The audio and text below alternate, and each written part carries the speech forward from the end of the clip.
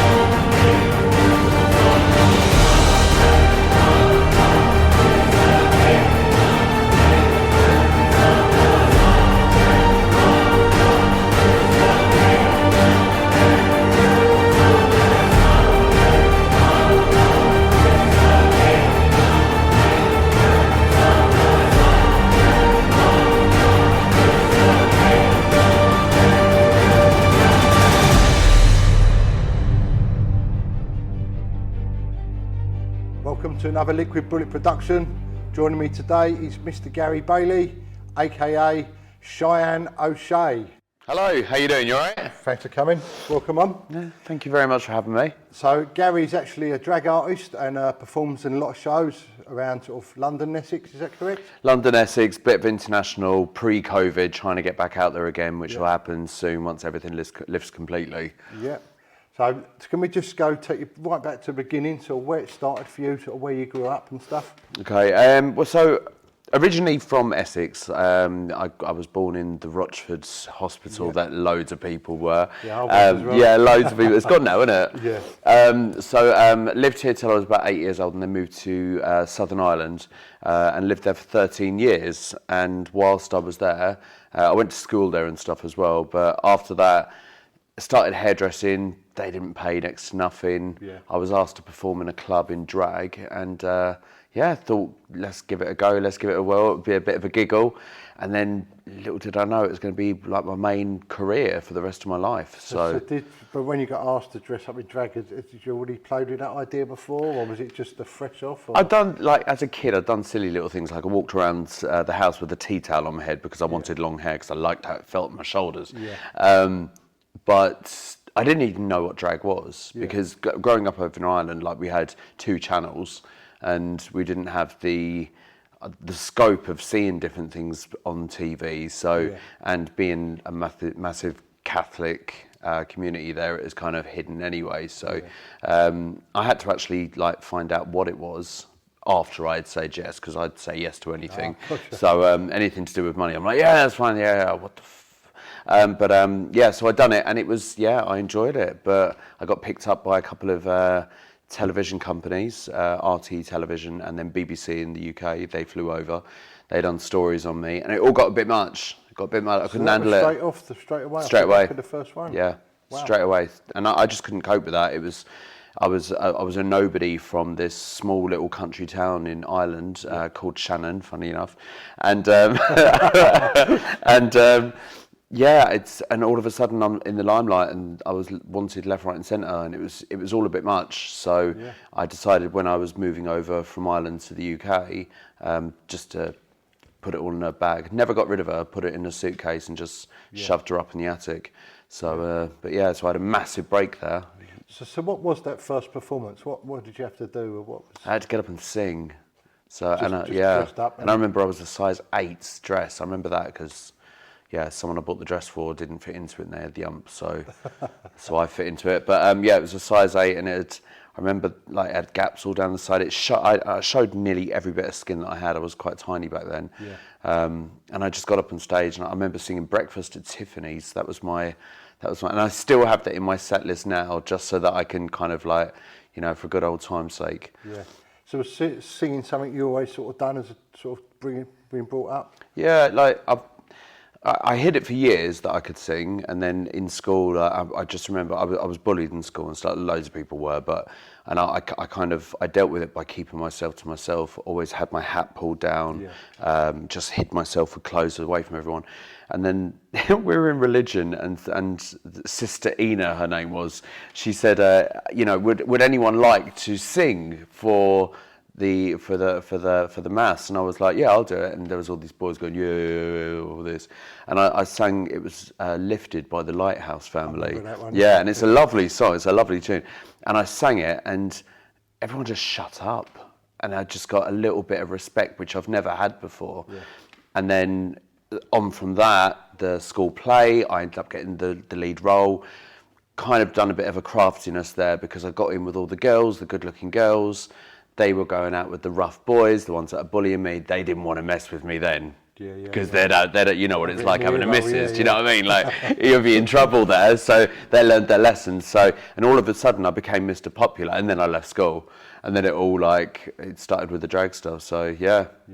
So what sort of performances, what do your performances now consist of? What is so I would say, well, majority is singing. So I'd say 80% would be singing.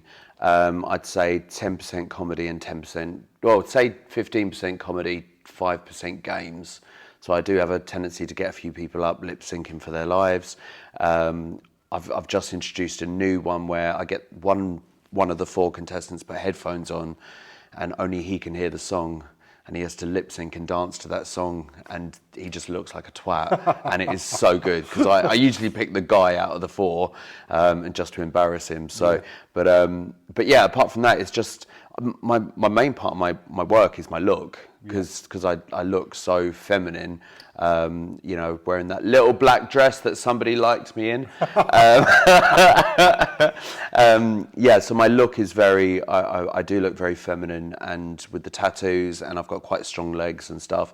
I do get a lot of attention from the straight men that tend to be dragged along to the show by their missus and stuff. So which I'm not going to argue with. It's quite nice. Yeah. How long does the sort of your transformation from you to Cheyenne take?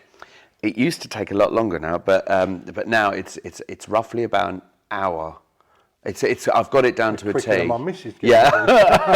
She just keeps you waiting. That's what it is.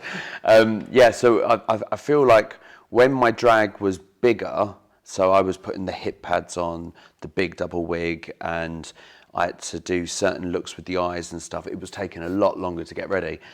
I can now fit my drag into this little suitcase because I wear next to nothing. My wig is human hair, so it's a lot easier to carry around with rollers in and stuff. And the eyes, I just do a real smoky eye and stuff, which means I know nothing to you whatsoever. You're looking at me nodding. I'm like, this is going right over your head. But it's a lot quicker for me to do, and it gives me the look. I try to build my look on like the supermodels of the 90s. That kind of that sexiness and that kind of image. That's what I try to portray. So is the makeup all done by yourself, or do you have someone else to sort of... Yeah, I'd to be honest, it wouldn't, if I had to get someone to do my makeup every time, it wouldn't be worth doing the gigs. So, because I do quite a few of them, so I'd have them in all the time. So how did you first sort of become into that of trying makeup on, and at what age did that start, or how did you progress into doing that? Well, some kids, they have a muck around, don't they, with their mum's makeup and so. I was never one for the makeup. It was always the hair. I always loved doing the hair side of it. So the makeup, my makeup, when I first started doing drag, there was none of this contouring stuff going on. You know, sort of make noses smaller, and you're about to be a cast member of The Lion King. You know, with all that, all those lines everywhere. There was none of that back then. So it was literally foundation. So makeup used to be really quick back then.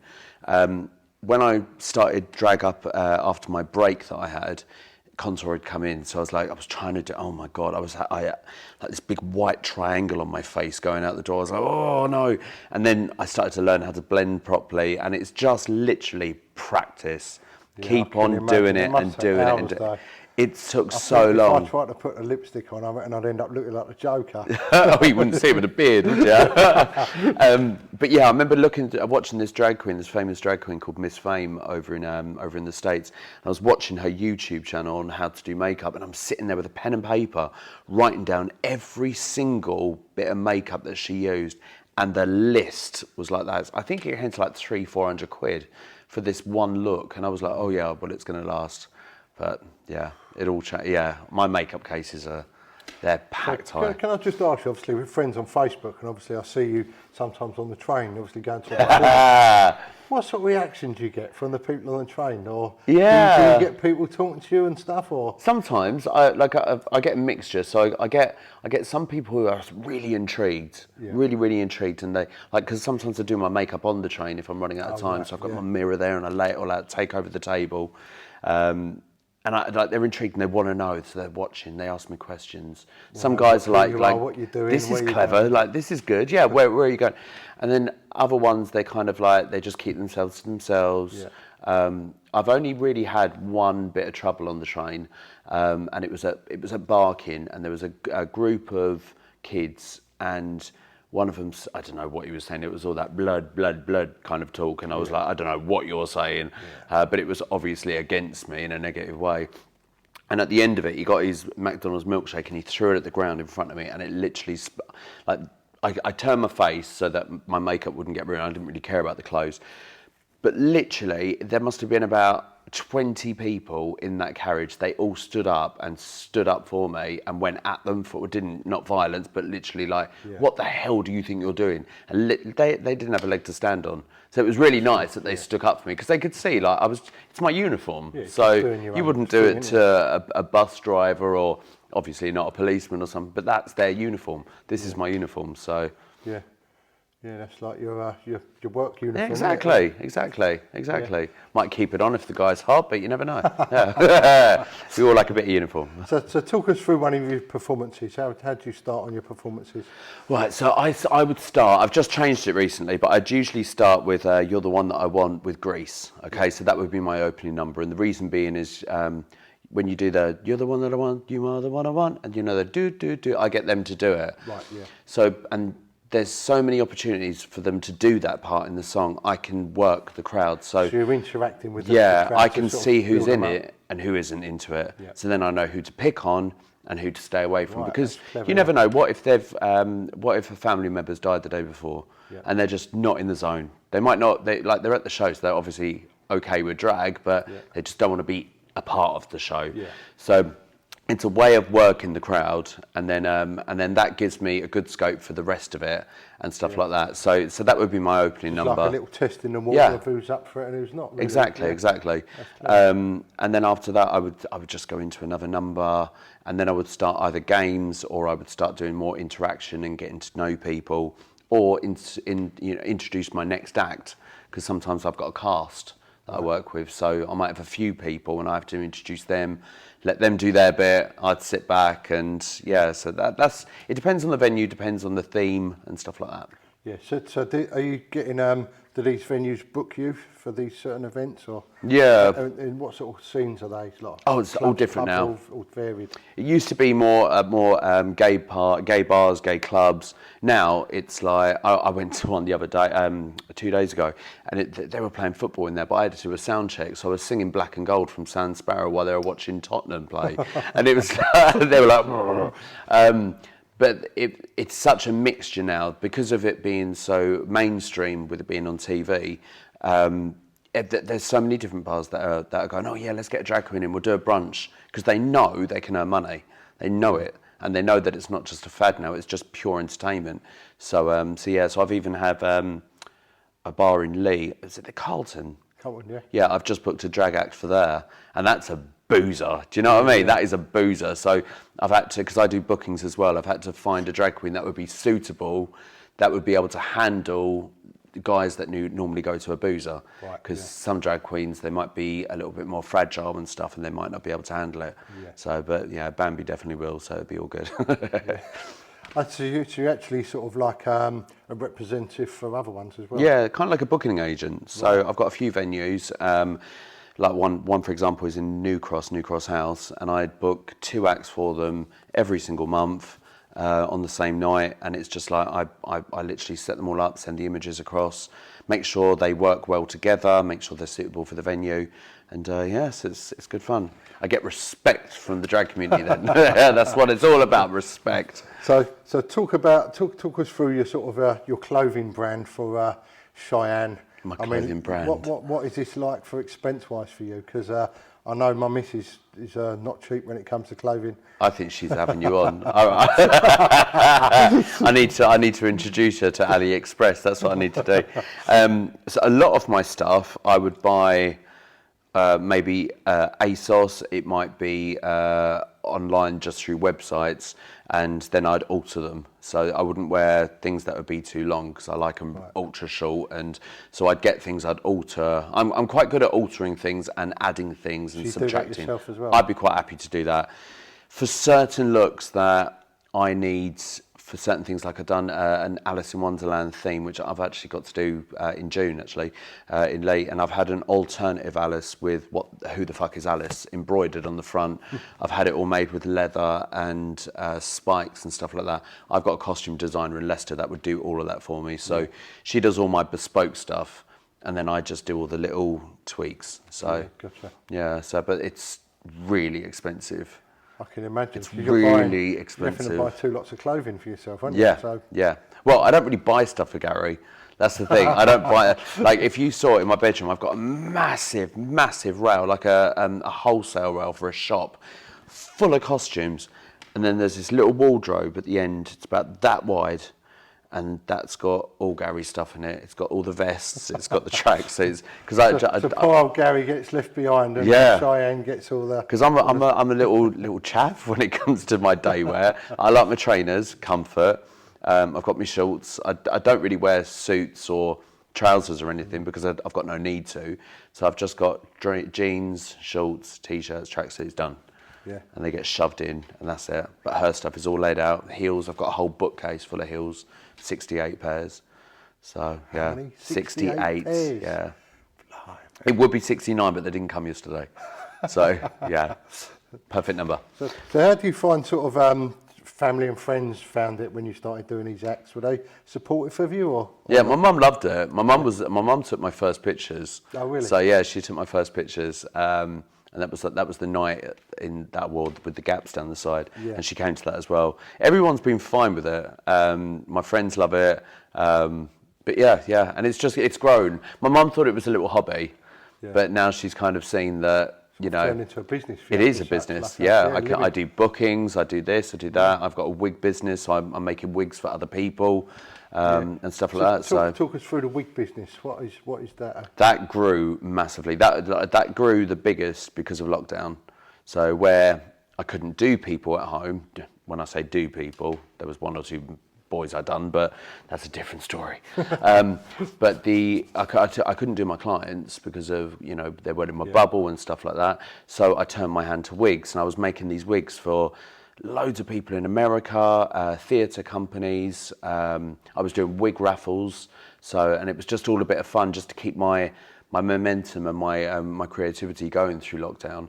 And after that, it's just grown because those wigs have to come back to be restyled, and it's huge. So what, you're just selling the wigs, or you're designing them, or sort of shaping them, or? So I'd buy them in, and they're quite flat, just all one length, and then I'd cut them using my hairdressing skills. I'd cut them and backcomb them, design them into different looks. Sometimes I have to sew 2 together to make them ultra big, and then just package them and send them off. Basically, sort of custom. Yeah. Roy, we got your wig sorted.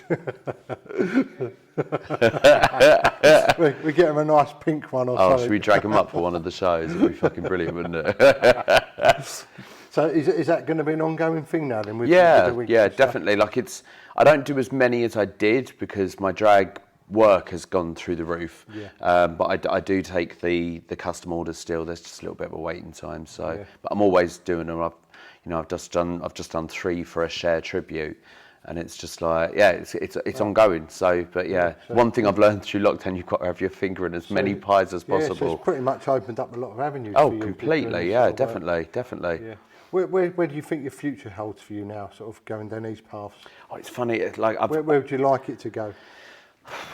I don't know. I don't know. I want to be comfortable, and I just want to be free. Do you know that free feeling? I've just had loads of surgery done, and the surgeons over there, they want me to be their UK agent. So I'm now working for a medical tourism group in Turkey, and I think that is going to be I think that's going to take over the drag, because it's going to be so popular. Another for work-wise. Yeah. Exactly. So, and then doing the drag on top of it, and there's just the scales. There's lots of scales, and they're all kind of like this at the moment, and I don't know which one to go down. Yeah. So I've done the hairdressing bit. I'll still do a little bit at home, but I've done the salons. I've done, I've been there, done that. It's better probably to keep your fingers in all the definitely. to keep them all turning. Definitely. Keep all the clogs turning. It's got to be done. Got to be done. Yeah, amazing stuff. You must have had some funny stories over the years with doing the drag acts. Have you got any funny ones you can share with us? Any funny ones? You must see some funny things. See, the thing is, I don't get to see a lot of drag acts, because unless I'm working on a cast, like a brunch or something, I'll get to see some. But because we get booked on hour slots in the UK, we don't, like in the States, you go, because it's always a cast in the States of about 4 or 5, maybe 6, 7 drag queens in one session. But over here, you get booked by the hour. So you might be on 6 till 7, the next person's 7 to 8, and you just cross, and you don't get to see them. So do you have any funny stories sort of interacting with the audience? Must have come across quite a few funny things. My sequins got caught on a man's wig when I walked past, and I ripped that off. That was, what can you do? Like, it's stuck to your arm. The guy didn't know it was, or didn't want. Maybe it was due to be redone. I don't know, but I just walked past him, and that ripped that off. There's not a lot, to be quite honest. Some drag acts, like, they really do kill me. Like, sometimes they send me show reels, and I get to see a little bit that way. And there's a dwarf drag queen up north, and like, she's a great cabaret, great stage presence, everything else. One of her acts, they introduce her on stage, and she comes from the back, and she's in a life-size Lidl bag, and she's got holes in the bottom, and she just runs. And it just kills me when I see it. So things like that, like creativeness, is very funny. Yeah. So what's going to become of the future now with it all? Oh, I don't know. Can you see you like carrying on this when you're older? Yeah. Or is it going to be an age when you say, hang on, it's time to step away from this? I think I'd probably, because I'm so active on stage, maybe when I am older I mightn't be able to be as active. I might end up being more of a host. So I would love my own bar eventually. I would love that, like a show bar of some description. Probably not round here. I'd probably go more towards London, I think. I don't know. But now we're a city, who knows? So, but yeah, I don't know. I think more hosting and introducing, helping out other acts and stuff. But on the other... You see a lot of it. I mean, it's not so much, but years ago used to be, RuPaul was quite a big name for like all the awards and stuff. Yeah, and now he's got his own show. He's got his own show now. Did you not know that? I don't really watch that. You straights. Get back in that ring. So he's got his own show. It's called Drag Race. And it's huge. I think America, they're on season 14. The UK is season 4 is coming out this year. They've got Drag Race Canada, Netherlands, Germany. I've seen Drag Race advertised, and me being stupid, I thought it was drag racing. Straight. It is good. It is good, but I just don't want to go down that competitive route. There is a new one coming out actually called Queens of the Universe. It's not been released over here yet, but that's kind of like X Factor for drag queens. Gotcha. And that is, I've seen it through streaming, but it's phenomenal. They've got such a stage presence, and they've got effects and dancers, just like X Factor. Yeah. And it's more kind of like involving. I love it. That's really cool. Yeah. But drag race, just I don't think it's for me. So I'm quite happy the way things are. Anyway, I don't want to rock the boat really. Yeah, you've done a bit of acting and stuff yourself, haven't you? Kind of. I wouldn't call it acting. I wouldn't call it acting. I've done bits and pieces. You know, when you just. You get involved with things like I was Gina G's backing dancer in one of her videos. That was cool. I didn't recognise her because she dyed her hair. I thought she was an extra. I asked her where the buffet was. I've done little bits and pieces here and there. I've modelled in Fashion Week when I was younger. Yeah, lots of auditions, as anyone that was trying to get to the top does. Yeah. But yeah, I've done a bit of everything. I think the only thing I don't do is women. That'd be it. Yeah. Yeah. Did you also do an interview with Sky? Sky. Was it Sky, a TV company, was filming you? I've done a few different things. It wasn't Sky. I've done quite a bit, like things with the BBC, with leasehold and freehold situations in the UK. But that's more the boring stuff. But yeah, I've done loads of little bits and pieces over the years. Yeah. I should make a list really and have it out there. But it's quite amazing, really. Just putting a dress on has made a career for you. Oh, it's crazy. Yeah, definitely. What a crazy thing. Yeah, I think it's because I look so. But I think that's why I got the work originally, is because I wasn't like the campy old school drag queen. I was like, is that female? Is that, do you know what I mean? People wondered, and that question got me a lot of work, and I think it kind of ran off there. So that was that. Yeah. Yeah, it's been amazing. So you're going to share with us your footage of you getting dressed up? Yeah. See if you like this one. I can display that up as we're talking. Yeah. It's quite interesting. So the different levels, and you can see what I mean about the contour, the fact all the cutting in and stuff. But yeah, it's a lot, and it's a mess. Like I don't know about your other half, but like when I get ready, it's a mess. There's stuff everywhere.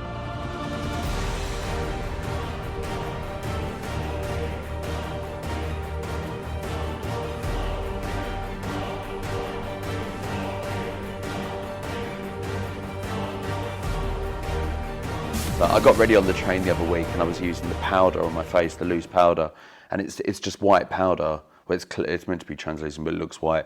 So I put it on, it was all over the table. And I know it's really bad, but I got my credit card and I made them into little lines, and then I've just got off the train and left them there. Because I just thought it'd be really funny to see someone else's reaction to what was there. You can imagine them sitting down, just looking down at it, thinking, oh shit, do I? Do I dare?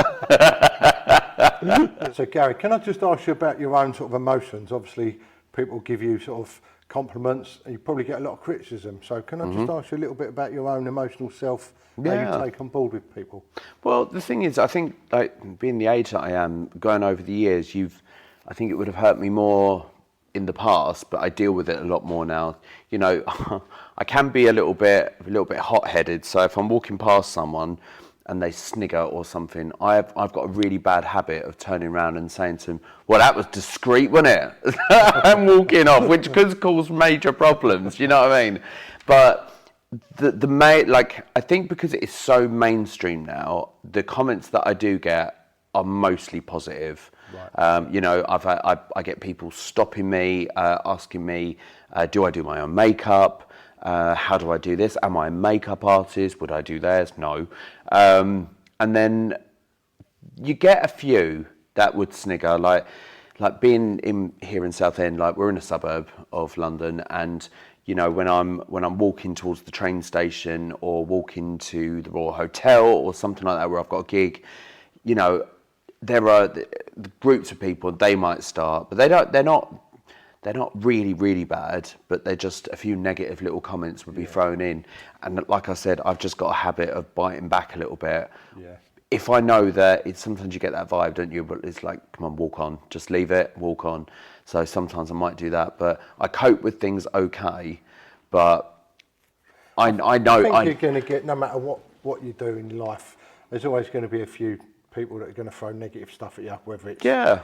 You know, boxer. Well, that's exactly it. If you wore this stuff and you had to nip to the shop quickly just to grab something, you could get exactly the same. Yeah, I mean, any walks of life, you're always going to get a few negative people out there. So as long as you're getting the positive side as well, then you know, you just got to forget about them ones. Yeah, there's an old saying, like, what someone else thinks of you is none of your business.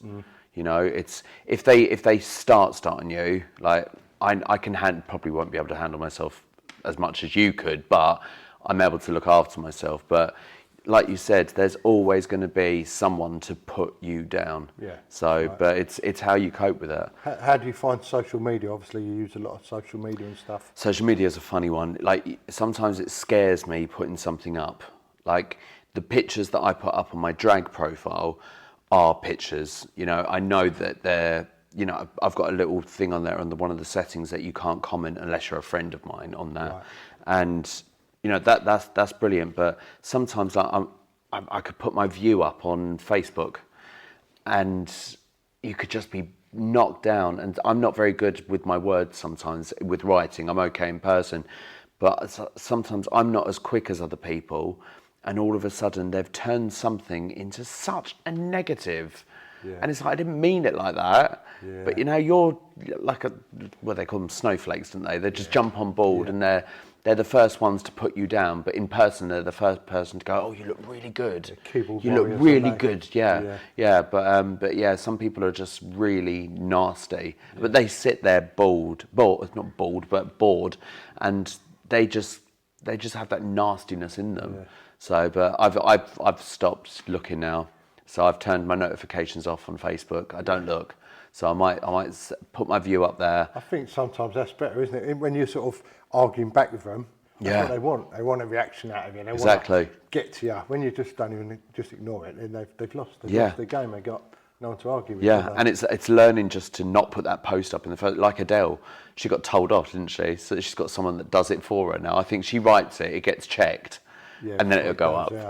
I need that person. Please get me that person. But yeah, it's the same with anything. You could be a nurse, you could be, you know, martial artist, all that kind of stuff. But you're always going to have people that aren't as successful as you, that are there to put you down, and they don't care how it hurts you. They just want more people to back them up against you, so they feel more powerful. Yeah, it's a little bit like bullying. A lot of social media bullying. That's exactly what it is, mate. It's bullying. It's bullying. So, you know, have your comments, but just keep them to yourself. Yeah. So yeah. So where can people find you if people are interested in booking an act, or they want to follow your own sort of pages and stuff? Where can people find you? On social media, so you've got Instagram is the main one now for me. So it's Cheyenne_O'Shea. Then my website is all the W's, CheyenneO'Shea.com. You'll probably find my number on the back of most bathroom doors in Southend-on-Sea. sketched really, or with my nail. But yeah, like you'll see me around. Like I work in quite a few venues in London, and well, it's like when you buy a new car, isn't it? If you went to look at a red smart car, all of a sudden you see red smart cars. Now you've seen me on here, you're going to see nothing but me everywhere. Okay, Gary, we start and wind it up there. Yeah, cool, lovely. Thank you so much for coming and sharing. Thank you very much. We get in the ring now. Never. Thank you.